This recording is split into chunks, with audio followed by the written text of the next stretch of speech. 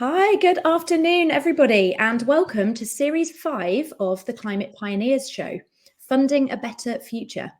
Throughout the course of this series, we are going to be focused on angel investment for impact. And we're going to be digging into why angel investment is such an important part of the early fundraising journey for a founder and how they can be best prepared for the challenges that they most likely will face along the way. We will also explore the lack of gender equity in the world of investment, why climate is a wise investment strategy, and how you could begin your own angel investing journey. So, whether you're a founder looking to raise angel investment for the first time, or whether you're an aspiring investor yourself who's keen to learn more, hopefully there should be plenty for you to get stuck into throughout the course of this series. So if you're listening to us now on LinkedIn Live, go onto my profile, click the notification bell, and you'll be notified of all the upcoming episodes in this series. And if you're listening to us in podcast format, then please subscribe or follow the Climate Pioneers Show to receive all new episodes. Today, we are kicking off the series by getting straight into the nitty-gritty and looking at the legal aspects of angel investing. All the things that you, as a founder, need to be aware of and prepare for when you're heading into a fundraising process for the first time. And I'm joined today by not one, but two fantastic guests who are going to share with us their knowledge and experience around this topic. So we're joined by Ben Keene, who is the co-founder of Raaise, a platform that takes founders through the fundraising process from end to end, from opening a round and connecting with investors through to managing the legals and negotiating terms. And we're also joined by Fran Spooner, a corporate lawyer with Marriott Harrison, with a particular interest and experience in working with startups and supporting them with investments and mergers and acquisitions. So, kicking off today, thank you both for joining us. First of all, I want to kick straight into getting a bit of a sense of how you're seeing the market for early stage investment this year. So compared to 2022, 2023, what are the main trends that you're seeing? I mean, how long is it taking to raise? How difficult is it? I mean, Ben, I'll come to you first on that, Ben. What are you seeing? Let's start with the reality, which is it's hard right now. And so if you're listening to this, watching this, you are motivated, but it's good to have a sense check of just how challenging a fundraising environment it is. And that's not just in climate, that's across almost every industry and in almost most cities and parts of the world. But, and there's a big but here, both climate and this moment, the dip, recession, whatever label you want to give the economic situation, is quite an exciting moment to try and make something happen, to start something, to get your fundraising going. Because as Brian Chesky from Airbnb was saying on the news this morning, and he started Airbnb in the last recession, a big recession in 2008, and we're not as low as that. He said, if you can get traction, if you can start something, if you can raise your first rounds in this moment when it's hard, when there's less money being deployed, but it's still out there, they're just waiting for better opportunities, then you're in such a great position as we come out the other side. And what we know about climate is that the transition to all these solutions that we're working on is happening. Right. It's just a question of, it's going to happen, sorry. It's just a question of how fast. We all want it to be fast because of the impact, because of what we're facing, and we want it to be fast because there are businesses. But finding and converting angel investors is as hard as it's been for a few years. So you've got to have a great solution and a great pitch to make it a success. Okay, that's encouraging. So it's tough, but if you can do it now, you can do it anytime, right? Yeah. And Fran, what are you seeing in your experience? I agree with everything Ben said. It's absolutely right. It was interesting in your kind of intro to that question, you mentioned kind of as opposed to 2022, for instance, but I think 21 was the where we saw like such a massive increase in both the amount of investments happening and obviously, as everyone refers to, the valuations. So in a way, that year in particular, and obviously it fell into 22 as well. Though that period sort of skewed everyone's view on investment rounds and VC generally, and we're sort of recovering from that, because actually a lot of what the kind of economists say and the experts actually where we are now, it seems like massive doom and gloom because we've come so far down, but it's pretty similar to what it was before 21. So I don't know if that actually makes everyone feel a bit more comforted. You know, we haven't gone kind of too much further down, and it's not too depressing, because actually we've just come down from a very, very high position, which was not sustainable, and probably really for everyone not necessarily an ideal position, because, you know, there's lots of talk about valuations being like way too high, and actually it's more sustainable and much more reasonable these days. I don't know, if that's a slightly more positive spin on where we are right now. It's more of like a market correction than anything, right? Yeah. I'm definitely finding, I mean, so I'm speaking to founders in my day-to-day running a recruitment business. I'm speaking to early stage founders all the time.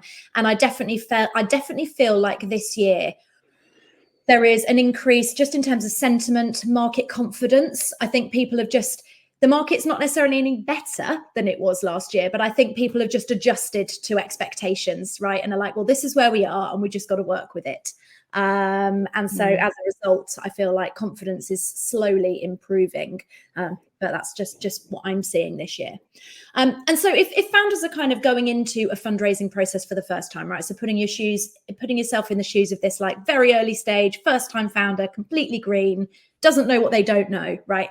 As they enter the world of fundraising, why is angel investment something they should consider? Where does it fit in this whole fundraising landscape? And at what stage between going fully into VC funding and those less non-dilutive forms of funding like grants, where does angel sit in that puzzle? Ben, do you want to let us know about that one? Yeah, well, angels, as the name suggests, are people we want to be friends with, right? Because they are coming down from on high with all their money and their goodness. No, it's a funny term, angels, because it is a bit, it kind of skews it off to thinking that all these people with all this money are just going to come and give it to you. But angels are essentially individuals who are, sophisticated investors in a technical term. They have a certain amount of cash each year that here in the UK, they're really motivated to put into startups because there's good tax incentives. So the UK is one of the best places in the world for early stage investment, which is why there's a big angel community of business people or people who have some kind of wealth that are saying, right, I want to put this back into early stage startups for various different motivations.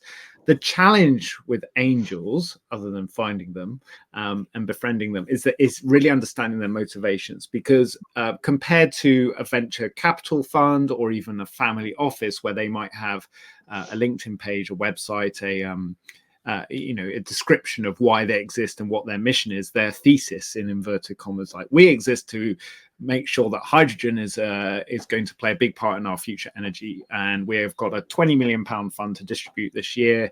We're taking applications on this link. It's a very clear kind of channel, whereas with an angel, it's coming to you, Cherry, and say, hey, I hear you're into climate startups and you backed these guys last year. Would you like to? And it's not knowing what your area of interest might be unless you're very specific in your communications on social media.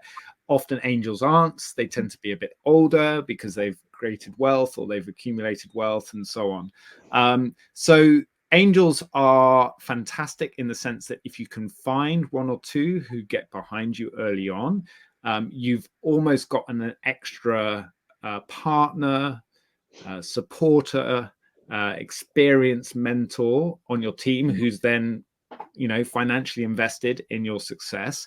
And so that if you get the right one, that can be one or two, that can be wonderful. They also bring in other people as well. But if you don't get it right early on and you get someone who's meddling or trying to like push you in a certain direction that you don't want to go in, that can be a real problem as well. So ultimately, it all comes down to relationship building. And the most important tactic from a never raised before point of view is to talk about your startup, talk about your solution, talk about your mission with as many people as possible, talk about the fact that you're looking to raise, that you're actively raising, and do that before you're ready to. The earlier you start, it's almost like the startup mindset applied to fundraising. The earlier you can start talking about fundraising and your intention to do this, the more likely you are to attract angels who will go, oh, this looks interesting, and they're serious about this. Yeah, absolutely. And Fran, is there anything you'd add to that around where you see angels fitting into this broader fundraising piece? At what point does angel investment tend to be something startups consider? Yeah, so from a practical perspective and kind of talking about it in a very kind of stepped process, and it certainly doesn't always go like this, but the typical way that a startup would raise money might be a friends and family round, and you know, that's for like a slightly smaller pool of lucky people that have friends and family literally that are willing to give them cash to go ahead and start their business. And actually that can often come after a period of what we'd call bootstrapping, which is where founders just fund the company themselves from their savings, which is obviously good and bad for lots of different reasons.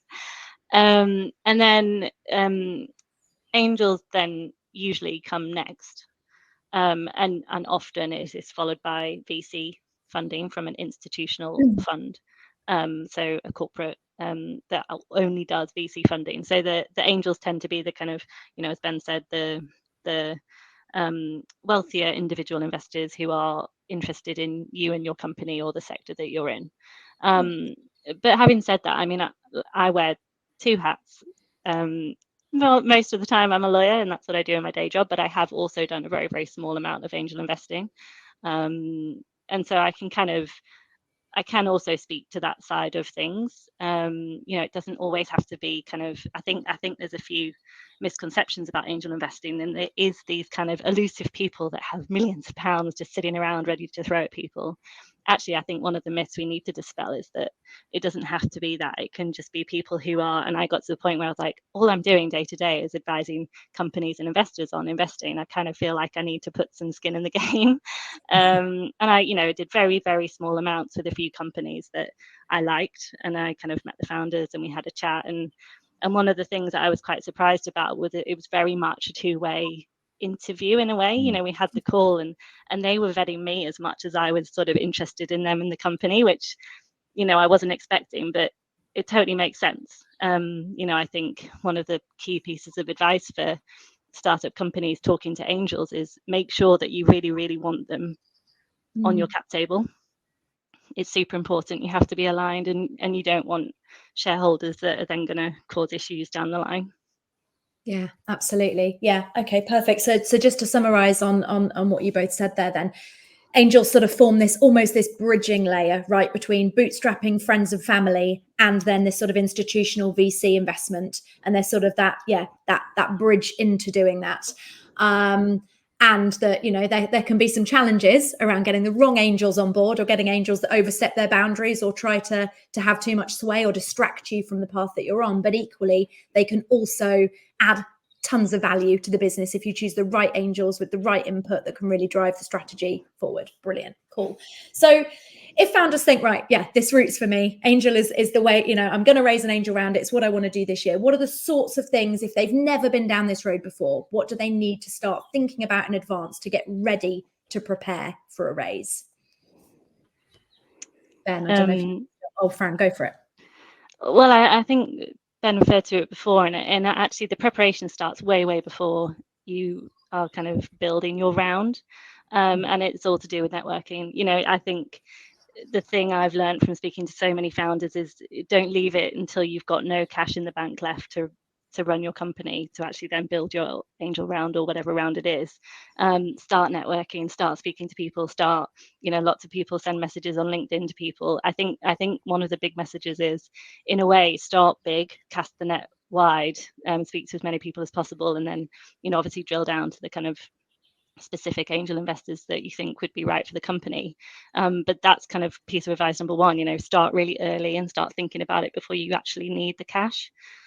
Because one of the things that often happens is there's a discrepancy between founders saying, oh, I've closed my round, and that means they've just got a committed round from some people, and then coming to us and saying that, and it's like, no, you definitely not closed your round. You know, expect kind of another, you know, 4 to 6 weeks at a minimum. But you know, that can be anything. If it starts to get complicated or people want to do loads of due diligence, that can be a much longer period. So, you know, plan ahead, I suppose, is point number one. And within that, you know, with my lawyer hat on, is just sort of making sure that from a business perspective, you've got all of your ducks in a row. You know, do you have any contracts that investors are going to want to see? Have you got a share cap table? Lots of companies don't. You know, what does that look like? Have you actually looked at it? You know, have you got the right company structure in place? Some companies don't. You know, they might have a limited partnership rather than a private company limited by shares, and they're very different things. So yeah, just starting to think about what might investors care about and what are they going to ask to see, and what might we have to formalize now. Yeah, amazing. Ben, anything you'd add to that? Yeah, and what's great from an investor point of view is getting excited about meeting the founder, of course, about their clarity of the problem and the first version of the solution they're building and working on, and their ambition and all of those things. But very quickly, smart and the majority of angel investors will then say, hang on, can they back this up? Which is that short list that, you know, Fran has shared. And that includes not just your kind of operational list, but it's also, you know, if you've got any early stage metrics that measure any kind of traction you've got, even if it's very small, is like, can you verify this? You know, you see the BBC Verify or the community notes on Twitter or X is like, what's your version of that? Because if you can't verify it, when the due diligence happens, which basically when the angel looks under the bonnet of your startup car and the engine isn't there, they're out. They're not going to hang around, because they can really like you as a person, but unless you can back up what you're saying with some evidence. So being organized, and I think the other thing with being organized, and this is a big reason we built Raaise, is to help startup founders who are busy get organized more easily with their fundraising round, is that it gives the potential investor confidence that you've got your operations, you're on top of it. Because if you can organize your fundraising round, you probably can organize your business. And of course, that's not the whole picture. You need to be great at sales and communication. You've got to build the actual product itself, whatever that is. But if you're well organized, it does really give the investor confidence that, like, oh, one, this fundraising process is going to be relatively straightforward. And two, if they can organize this, then they're probably going to be quite good at organizing a business. One other tip that I would share in terms of first time fundraisers who are like feeling overwhelmed, feel like this place is full of like LinkedIn white male dudes in their 30s who seem to have all these like confidence in pitching and all the privileges that have come with that journey. If you're not that person, then one of the tactics that I used to run in a startup school was do you remember Kickstarter? Yeah.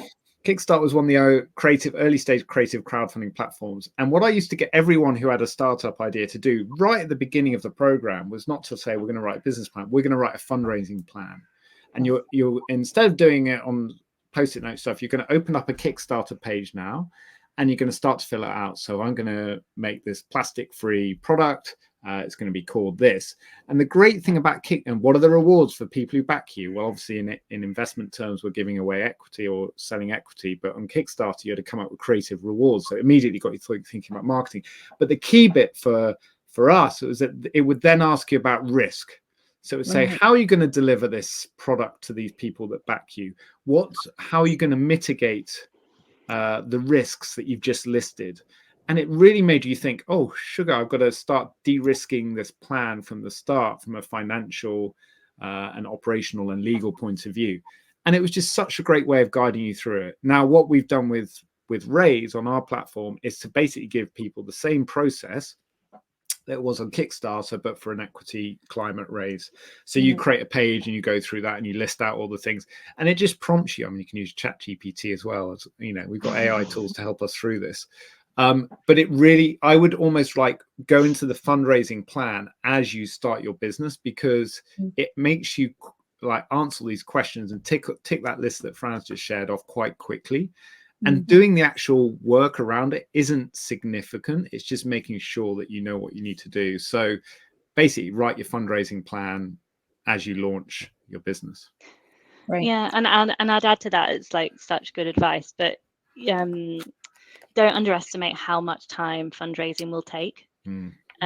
Sometimes, and it's usually slightly later on when VCs are involved, and you know the due diligence process, because the business is more established at that stage, usually the due diligence process is much more involved. But founders, you find, they just get overwhelmed because they're trying to do their day job and also run a very intense, stressful, complicated fundraising process at the same time. That's when, if you're lucky enough to have co-founders, it's a really good idea, if you can, to then separate off your roles and responsibilities during that time. Is one of you much better at the fundraising process and can run with that, whilst the other one actually concentrates on running the business? Because sometimes, if that isn't well defined, everything just gets thrown up in the air, and it just ends up being an absolute nightmare for both the fundraising and the running of the business. I think the other tip I'd add, and this is more on the kind of angel investor hat side, is both the pitch and when you're just talking to people at events.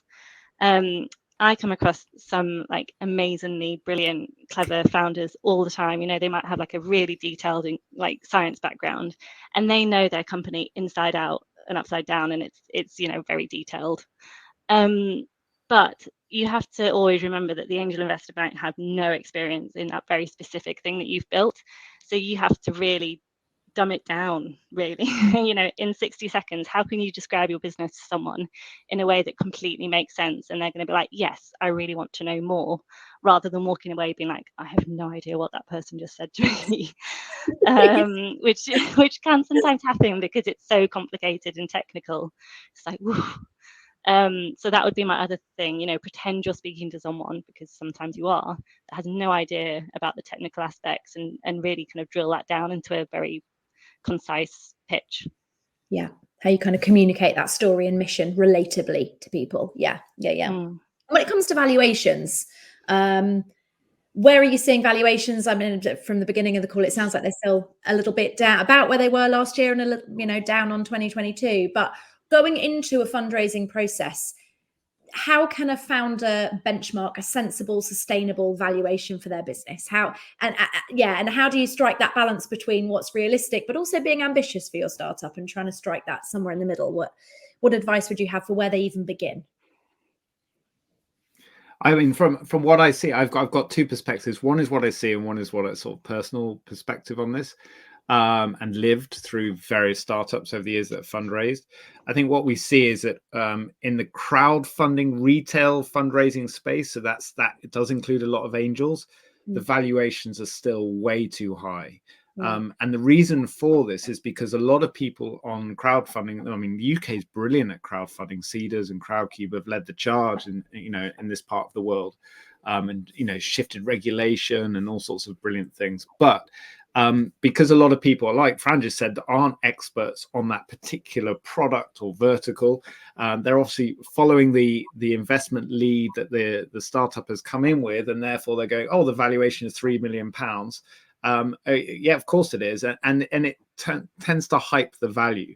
The problem with a hyped value, especially on crowdfunding platforms, but it happens off them as well, is that unless you then hit those targets in the near future, which we're talking 12 to 36 months time, you're going to be fundraising again. And when you come to fundraise again, it's going to be what's called then a down round. In other words, your valuation is probably going to have to either stay the same or it's going to go down, because you haven't hit those targets and you've missed them by a lot, because you put so much pressure on your idea, and it's just an idea at the start, that it's really hard to fulfill it, especially in the economic climate. So I think that's where we see overvaluation happening. On Raaise, we see a bit more realistic, because they're with angels directly and with venture capitalists who are very quite like drive the valuation down a bit. My personal perspective is that, if you can get, especially early days, you can get get the right investors on board, the valuation doesn't matter too much as long as you get the right people. Obviously you want to evaluate something, but with software businesses, with businesses that involve a lot of R&D, so in other words, they're science heavy, they're going to take time for the product to get to market, it is hard to work out the valuation. You look around, you can see roughly where it should be.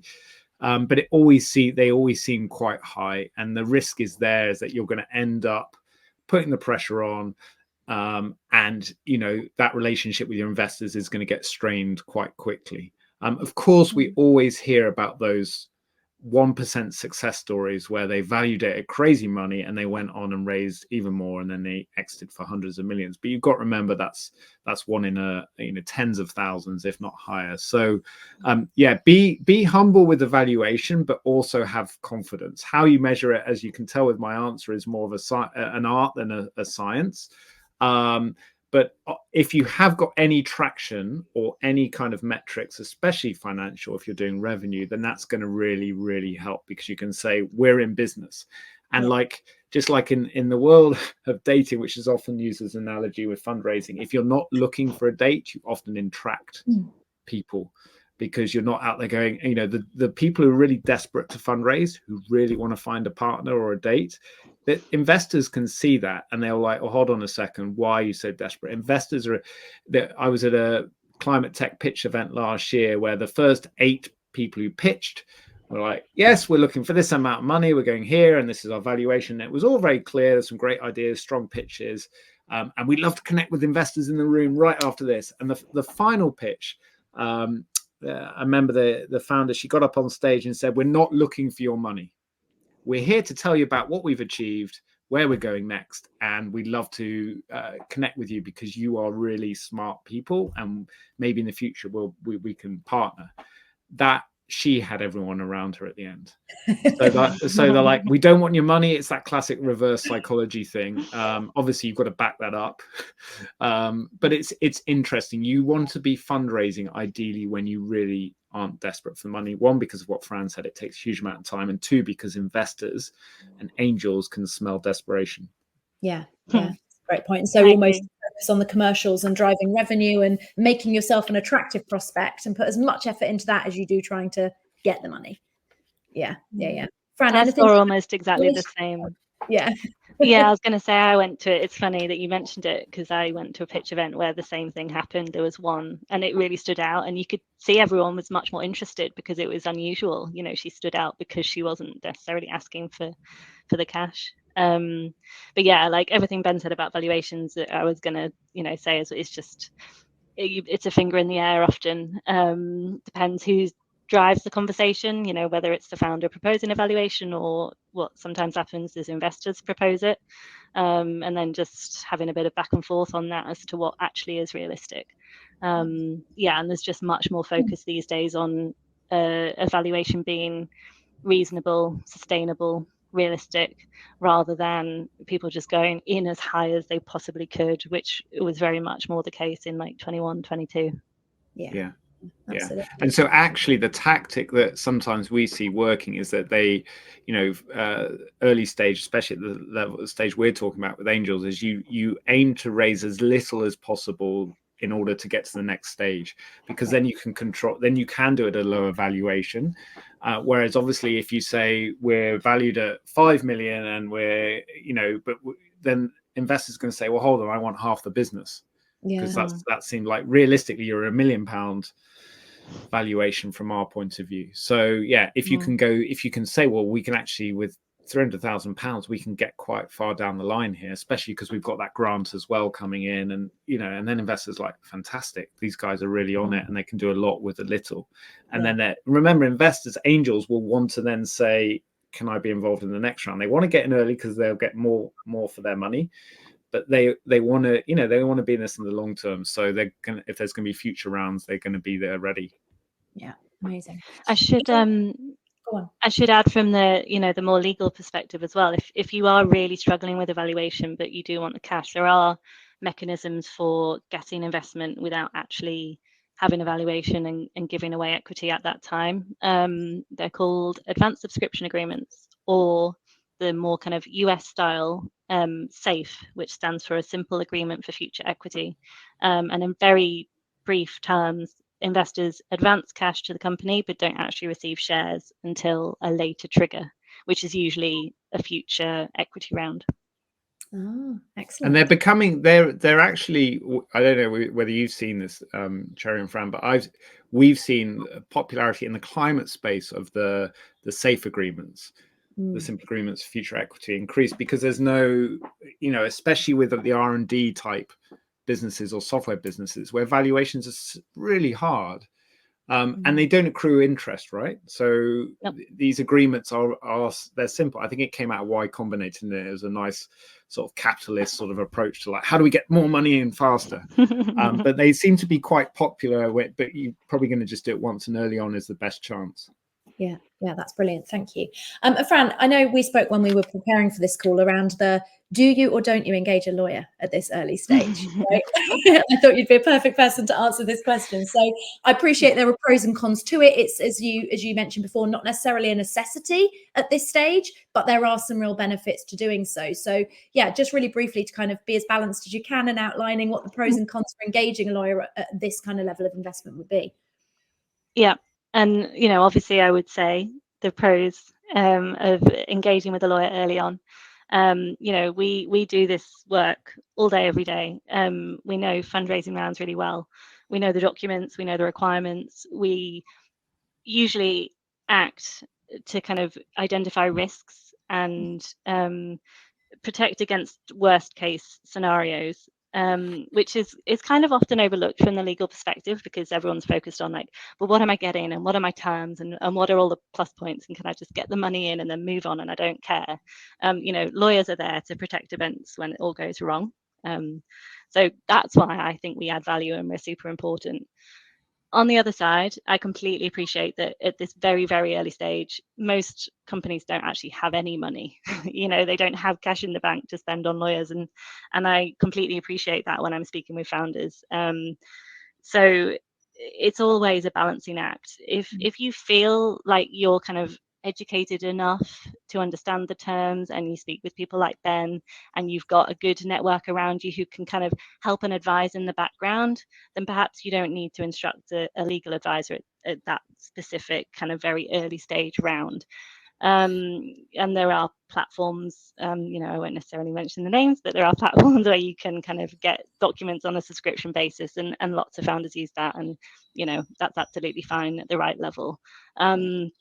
I would say, establishing a relationship, whether or not you instruct a law firm, establishing a relationship with a corporate lawyer at a very early stage is just useful. We know lots of people, we can kind of advise on general fundraising process and things in the background, and actually we can also just make introductions to investors if it's appropriate, and we can use our network in that way. So I don't know, corporate lawyers have a bad rep, but we are ultimately here to be helpful. So I think it's always good to know one. Yeah, absolutely. And once the fundraise process commences then, right? So you've done all this prep work, you've started these conversations, you're building this network. Once you kind of are actually into the negotiation process with either an individual angel investor or perhaps through a syndicate, what are the sort of things a founder needs to think about, look out for? I mean, if we're thinking first-time founder who's never even seen a term sheet before, for example, what do they need to be looking out for? What do they need to be aware of? And what are the kind of key areas of negotiation or the key levers that they have to pull during this negotiation process? Ben, do you want to talk us through that? Yeah, so I'll talk maybe more from the kind of relationship tactics point of view, and Fran, I'm sure, can come in on the legal technicalities of the round. So the relationship stuff is, always be raising from the start or even before you're ready, as we've talked about already. Once you get so treat it like a sales funnel. You've obviously got to fill lots at the top, and you might get one or two at the bottom who convert. Once you've got that, I'm interested, you've had that first call, you've gone through the pitch deck or the funding plan or your Raaise page, and they're like, I'm interested. They've started to have a look at your, what we call the data room, which are all these docs that Fran's been talking about. You basically put it all in one virtual room. Used to be a Google Drive. We've got a smart data room on Raaise, which people find really useful because it prompts them on all the different docs they need, and then they go, oh yeah, probably need to speak to a lawyer about this, or you can do this doc without a lawyer if you've got the basic terms set up. So that we have all those prompts there, so you don't have to think about it.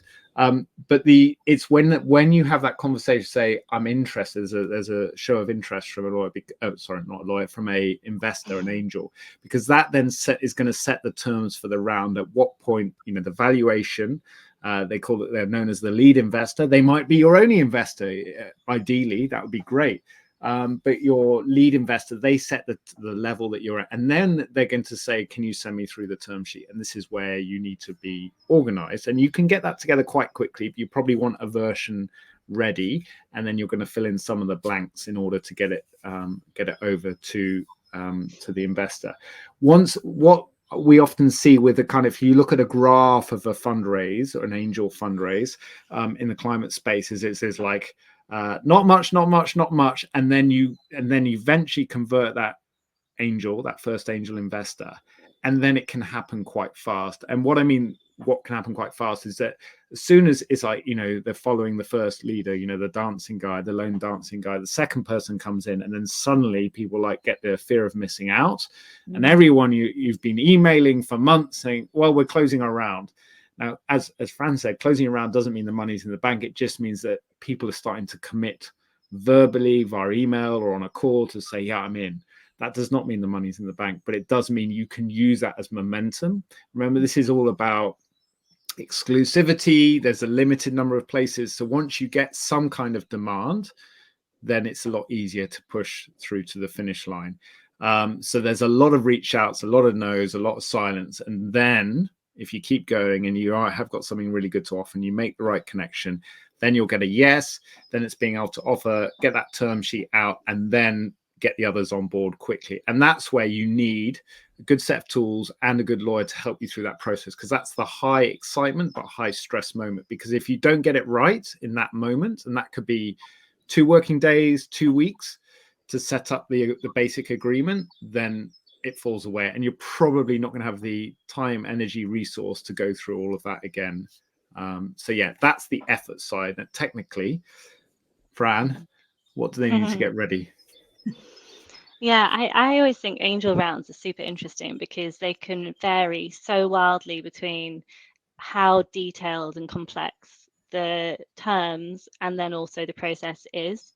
It can range from anywhere between, you've got 5 individual angel investors who actually don't really care. They really like the founders. They really like the idea. They really just want to bung you 50K and move on. And actually, you could present them with a term sheet and a document and they'll just sign it and won't even look. That's one end. The other end is where perhaps it's a sophisticated investor. Perhaps they've made loads of investments before. They might be an exited founder. They sort of know the game and they're going to insist or want certain terms, and they'll ask for those, and therefore you'll want a term sheet and you'll want a proper investment agreement and a proper process to be followed, and anywhere in between those 2 extremes can kind of where the terms land, and it really just depends on who you've got involved.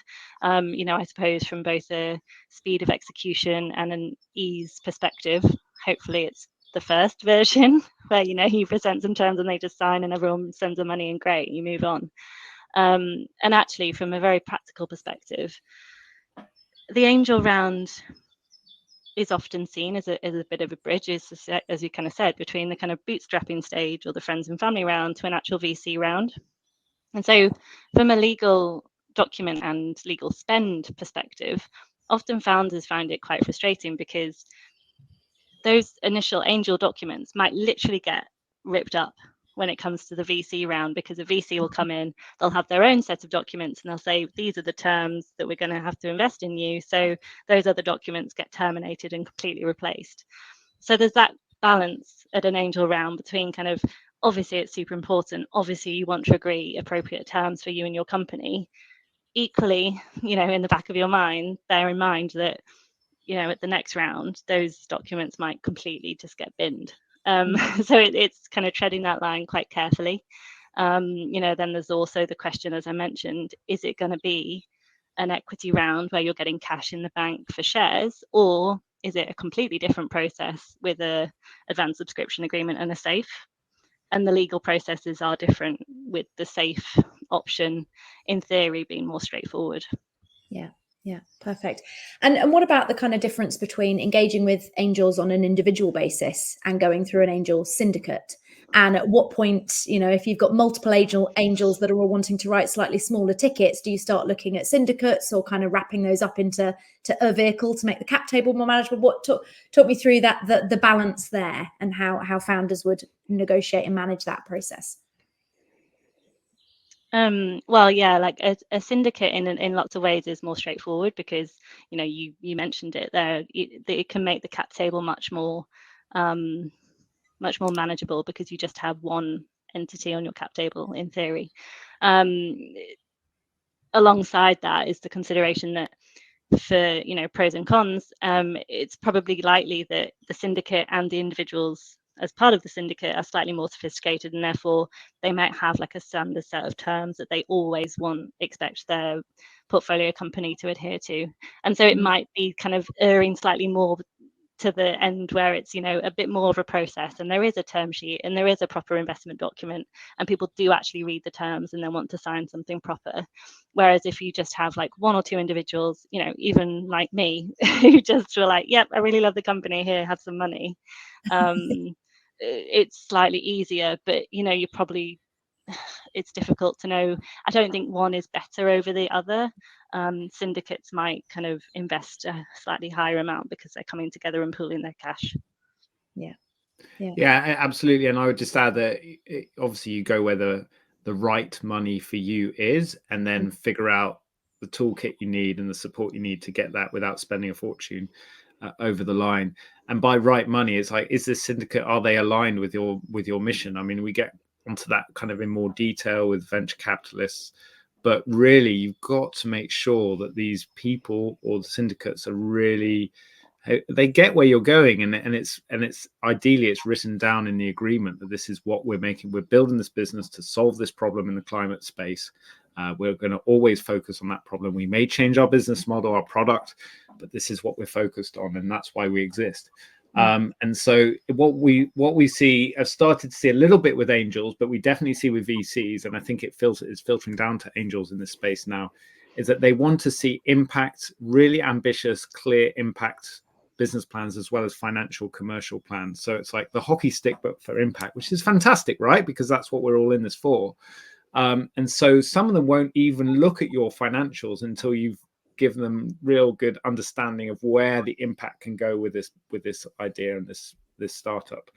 In terms of cap table, I would say with all these things now, with the combination of great, fantastic lawyers who are easier to access than they used to be and can work in a lot more flexible ways, and tools and platforms, and like what we're doing with Raaise, is that you can work through this stuff and AI bots. You can work through a lot of this stuff yourself without, in a way that it was a lot harder to do even 5 years ago. So setting up a cap table. So if you're someone that's, and I'm a good example of this, who like numbers and legalities and technicalities give you that kind of, you shudder a little bit at all. I want to go out and talk to people. I want to sell this thing, but the actual back office, which is the stuff that really matters once you've got interest in your business, then now is a really good time to be doing this, because there's a lot more tools, there's a lot more great support out there. It's not as expensive as it used to be. And yeah, you want to build a relationship with the right lawyer early on, because as you scale, you're going to need more and more good guidance. Unless you get the foundations right, it's going to be messy later on. But yeah, ultimately it doesn't matter is like what tools you need. It's like, can you get the investors interested and excited and on board? Amazing, thank you. And what about after a raise? Because once the money's in, it's not, it's not over, is it? It's just the start of the next part of the journey, right? So once the money comes in, what are the next things? And I appreciate this is a big question, right? So just in terms of immediate horizon, what are the next things to start thinking about? Because ultimately, getting the money in leads to scaling up, so probably leads to building a team. And so there are some sort of legal things to think about there. So what are the things they might want to start thinking about whilst raising or ahead of a raise, so that when the money comes in, they can hit the ground running and be efficient as quickly as possible on that. But then also, I assume, as we said, angels are bridging around to the next phase, right? So they're going to start thinking about that next phase, which is potentially going to be a VC raise, and the expectations and the game is different, right, at that level. So what are the things they need to start thinking about almost immediately to get ready for that next phase of investment? Fran, do you want to start with that? Yeah. So the thing I always say, like, you know, after you've got the cash in the bank and you've had your champagne and you've celebrated the money coming in, you really need to start professionalizing stuff. So the period where you might have been bootstrapping, or you might have just had a bit of cash from friends and family to keep you going, is probably the time where you kind of took a bit of a view on things. You know, you didn't necessarily have things in writing. You know, perhaps people working for you were just doing on a very ad hoc basis. You might not have even had a cap table. You know, you might not have known the tools available to you. Once you've got the money in the bank, that is the time to start putting all of the strict legal stuff in writing, in a proper agreement, in a proper form, because, as you very rightly said, for lots of founders, it's then you've done the first raise, it is starting to prepare for the next one, really.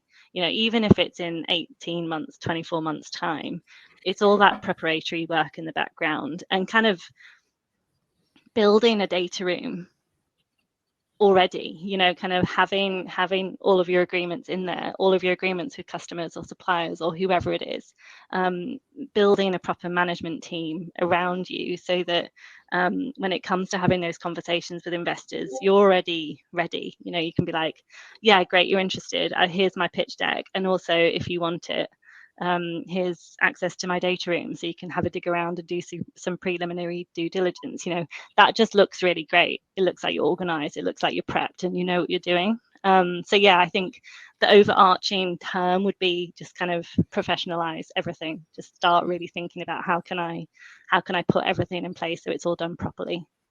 Amazing. Ben, anything you'd add to that? Yeah, I love that, because it's like saying, it's almost like going, phew, we actually got over the line. We've got money in the bank. It's now real. Yeah. The first thing that I and my investors would want to do is to make this safer, to de-risk the situation we're in, because it's been high risk up until that point, and now you've got investors' money. De-risk it for them and for you and for the company. So yeah, the professionalizing of your business as much as you can. And then the second part is like, implement the plan that you put in your fundraise, because often it's like, well, what happens 6 months later? It's like, well, we did it, but the market changed. It's like, no, well, you put a lot of effort into that plan, start to implement it, and things will change, of course, but focus as much as you can, get focused. And then I think the other thing, which builds on exactly what Fran was saying in terms of those data rooms and the future raise, is like, always be raising is the mindset we try and share with all the startups we work with, which can make you feel like, hold on a second, I've just felt like I've burnt myself close to the core to get that first bit of money in, and you're telling me I should carry on even though we've now got the cash. Well, yes, you need to carry on building those relationships, because and actually, a lot of the kind of things you're measuring in your business, the day-to-day work, are the same things that you would communicate with your investors, that you might communicate with your customers. It depends on your product, whether you're retail or B2B or what it is, the business model. But often they're very similar things. One of the tools that's really popular on Raaise is an investor update tool. So often or founders, it's like on a list. We've all had it, like, oh, I need to do my investor update this quarter. Oh shit, it's gone down the list, I haven't done it yet. And then eventually you like do it late night, because it's not sales, because it's not keeping your product growing or building, and so it goes down the list. But actually, it's probably one of the most important things you can do. So we've tried to make it easier. So we've got a nice little template. You can it pulls the metrics from your pitch page. So as long as you keep those up to date. So the idea behind what we're building is that it's this kind of live, living version of your fundraising side of your business. Now, some businesses, startups, might get that first round and go, thanks very much, we've now got enough cash flow and we can do organic sales and we can scale. That's brilliant. But they are in the minority, especially ambitious climate driven startups.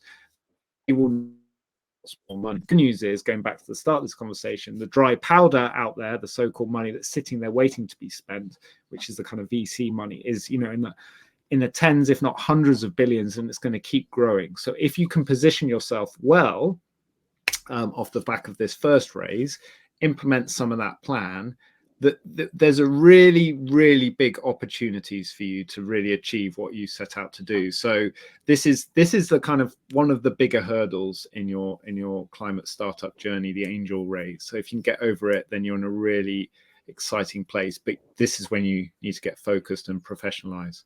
Yeah, and that investor communication point's a really interesting one. There's a startup that I've invested in, and their investor communication is exceptional. We get a brilliant monthly update on everything that's been going on, warts and all of the challenges. And they're actually doing an investor get together next week where everybody that's invested will all be in one room and we're workshopping. Amazing. It's bring you, but I suppose one of the benefits of having angels, as you said at the beginning of this chat, Ben, was around getting the right angels on board that have got the right experience and the right networks and the right knowledge that they can bring. I suppose you want to, you don't want to risk that you get those great angels on board and then they go kind of quiet, right, in the background, and you don't end up pulling any of that value from them because maybe they put their money in and then they go away, they get busy, they go and do other things. And so it's making sure that you're kind of keeping in touch, keeping them engaged, and really gaining as much value from that investor relationship as you can, I suppose. This sounds like a brilliant startup that you're part of. I think if you can do that, that's incredible. The other thing is when you're trying, if you've got the luxury of choosing between angels or at least pushing in one direction, I would often go towards the one who, value alignment as well as the right finance is the key. But after that, maybe the ones who haven't invested in lots or haven't got loads going on. Because they're the ones that probably are more likely to give you a lot of attention. And if they're the right people, they can really make a massive difference. Dragon's Den's it isn't reality, but what you always see there is they're like, you're going to get my network, you're going to get this. And we know it's rubbish, right? The thing that Dragon's Den is great for is the marketing and publicity that it gives these startups, which is phenomenal. The deals that are done on there are terrible. They often fall through afterwards, and the Dragon's promise of like I'm gonna be part of your business is rubbish. So you don't want a celebrity investor. You want someone who's like maybe not got much going on but really loves what you're doing, because then they might be part of your team for the long term. Yeah, absolutely. Yeah, I agree. And if your angels can be your informal advisory board, say, that's also a super helpful aspect of it. Because advisory boards seem a bit trendy these days. It kind of gets raised with me quite a lot of like, should I have one? Do I need one? If I have one, what is it? What do I do? And I'm always torn because, obviously, the more advice you can get sort of for free, great. But also it comes with some caveats because often it's not for free and they might be asking for equity or they might be asking for different terms and it's very complicated. If actually you can get some of that more kind of broad advice, I'd be much more than happy to spend my time as a lawyer trying to help in the background the companies I've invested in on some of the kind of legal aspects on a very informal basis. Absolutely fine. If you can get some of that sort of expertise and insight from your angels, then win-win in my view. Absolutely. Right. Well, I've kept you both for more than long enough. So we'll wrap it up there. But thank you both so much for spending lunchtime with me and for sharing all of that experience and insight that you've got with anyone listening to this. I really, really appreciate it. So thank you to both Fran and to Ben for their advice. And thank you to everyone that has listened today.